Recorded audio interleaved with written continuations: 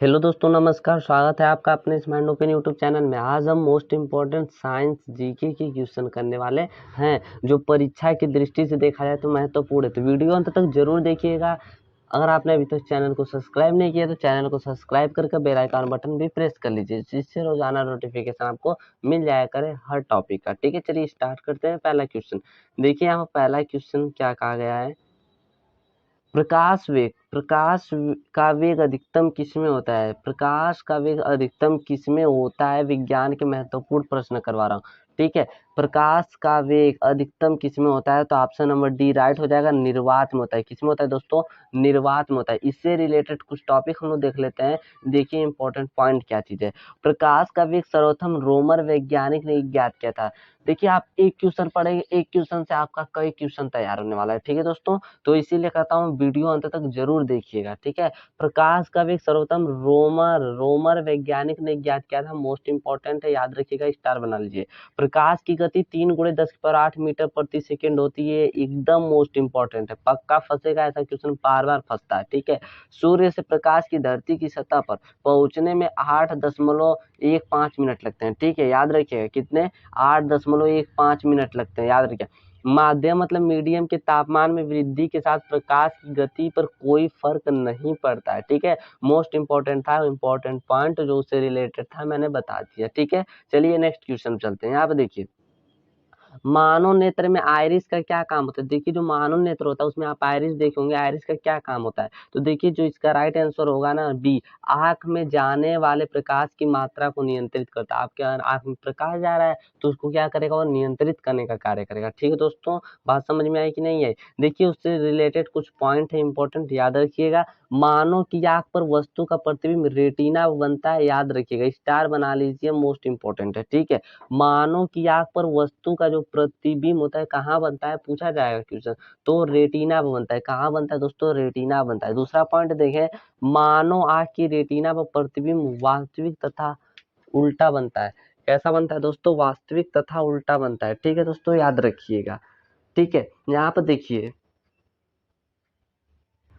यहाँ पर तीसरा वाला पॉइंट क्या है? नेत्रदान में आंख के कार्निया हिस्से को दिया जाता है। मतलब अगर दान करना है, पूछे आंख का कौन सा भाग दान करते हैं, तो कार्निया, जिसे कॉर्निया लिखा गया, कॉर्निया भाग क्या करते हैं? दान करते हैं। ठीक है दोस्तों, याद रखिएगा, मोस्ट इंपॉर्टेंट है, भी ये बहुत इंपॉर्टेंट पूछा जाता है क्वेश्चन।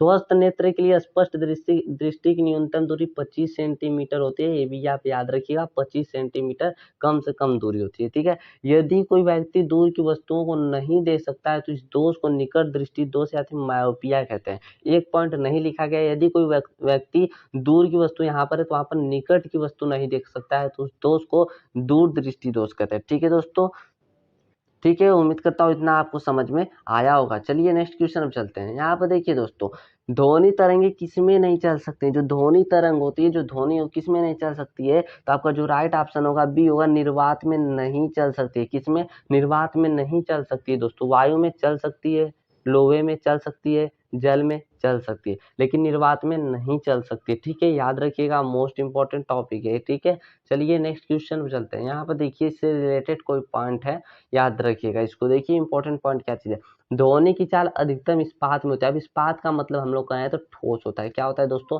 ठोस होता है। ठीक है, इस्पात का मतलब ठोस होता है। ध्वनि की चाल अधिकतम किस में होती है? तो ठोस में, मतलब इस्पात में होती है। याद रखिएगा, मोस्ट इंपॉर्टेंट है। देखिए दूसरा है, ध्वनि स्तर के मापन की इकाई डेसिबल होती है। डेसिबल क्या होता है? डीबी।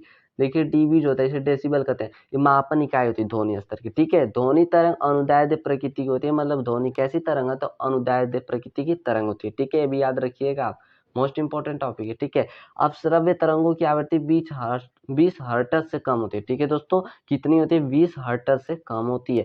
डॉपलर प्रभाव का संबंध ध्वनि से होता है। जो डॉपलर प्रभाव पूछेगा, डॉपलर प्रभाव का संबंध किससे? तो आप कहेंगे ध्वनि से होता है। ठीक है, मोस्ट इंपॉर्टेंट था टॉपिक, जो पॉइंट थे मैंने लिखे हैं यहाँ पर, आप याद कर लीजिएगा। ठीक है, चलिए नेक्स्ट क्वेश्चन चलते हैं। देखिए क्या दिया गया है, केल्विन मान से मानव शरीर का सामान्य तापमान कितना होता है? केल्विन मान से अगर देखें मानव शरीर का सामान्य तापमान, तो 310 केल्विन होता है। कितना होता है दोस्तों?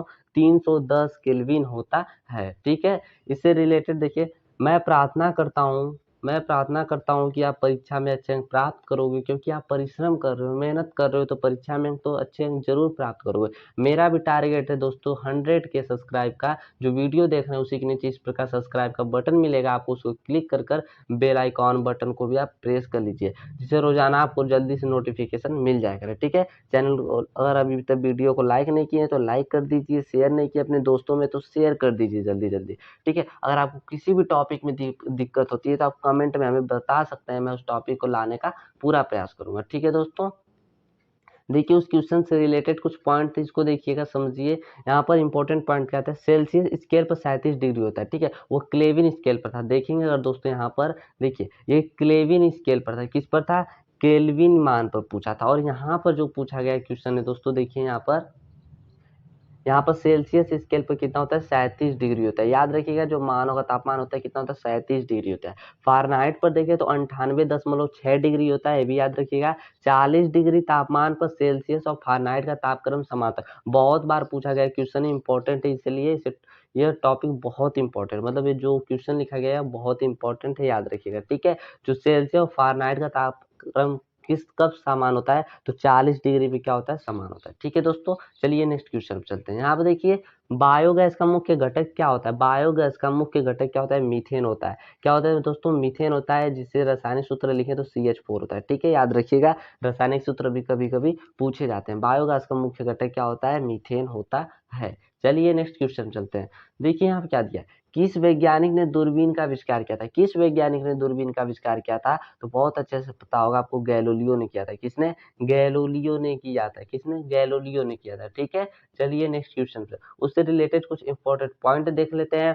देखिए टेलीविजन, तो टेलीविजन का आविष्कार किया गया था, J.L. बेयर्ड ने किया था। ठीक है, स्टार बना लीजिए, मोस्ट इंपॉर्टेंट है, J.L. बेयर्ड ने। थर्मस फ्लास्क का आविष्कार किसने किया था, डिवार ने किया था। डायनामाइट का आविष्कार अल्फ्रेड नोबेल ने किया था। किसने, अल्फ्रेड नोबेल ने किया था। देखिए भी आपने अभी लाइक नहीं किया वीडियो को तो लाइक जरूर कर दीजिए। ठीक है दोस्तों, चलिए नेक्स्ट क्वेश्चन पर। देखिए यहाँ पे क्या दिया है, नाभिकीय रिएक्टर में भारी जल का देखिए सूत्र होता है, यहाँ से भी आपका एक क्वेश्चन बन रहा है, भारी जल D2O सूत्र होता है, का उपयोग किस रूप में किया जाता है दोस्तों, तो आपको पता होगा किस रूप में किया जाता है। देखिए मंदक के रूप में, कि शीतलक के रूप में, कि ईंधन के रूप में, इनमें से कोई नहीं, तो आपका पहला ऑप्शन राइट हो जाएगा, मंदक के रूप में करते हैं। किसके रूप में, मंदक के रूप में करते हैं, याद रखिएगा, ये भी मोस्ट इंपॉर्टेंट है क्वेश्चन। ठीक है, चलिए नेक्स्ट क्वेश्चन देखिए, यहाँ पर क्या दिया है, सूर्य का ताप किसमें मापा जाता है, जो सूर्य का ताप होता है किसमें मापा जाता है, तो पैरोमीटर में मापा जाता है। किसमें दोस्तों मापा जाता है, पैरोमीटर में मापा जाता है, याद रखिएगा। चलिए नेक्स्ट क्वेश्चन पे चलते हैं। यहाँ आप देखिए, उससे रिलेटेड कुछ इंपॉर्टेंट पॉइंट है, देखिए इससे भी पढ़ लेते हैं हम लोग। ठीक है, सूर्य पर ऊर्जा का निर्माण नाभिकीय संलयन द्वारा होता है। पूछा जाता है जो सूर्य पर ऊर्जा का निर्माण होता है वो किसके द्वारा होता है, तो नाभिकीय संलयन के द्वारा होता है। याद रखिएगा, नाभिकीय संलयन।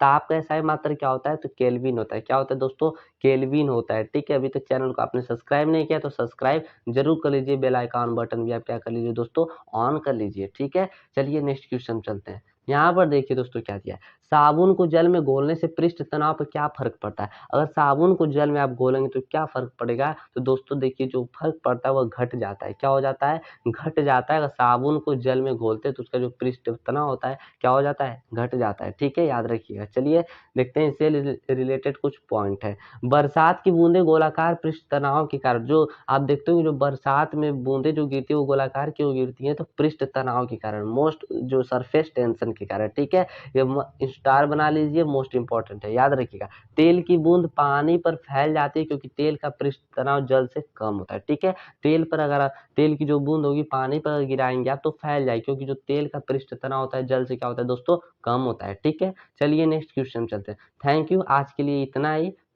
थैंक यू, धन्यवाद। अगर अभी तक आपने चैनल को सब्सक्राइब नहीं किया तो सब्सक्राइब जरूर कर लीजिएगा दोस्तों। ठीक है, मिलेंगे फिर हम नेक्स्ट वीडियो में।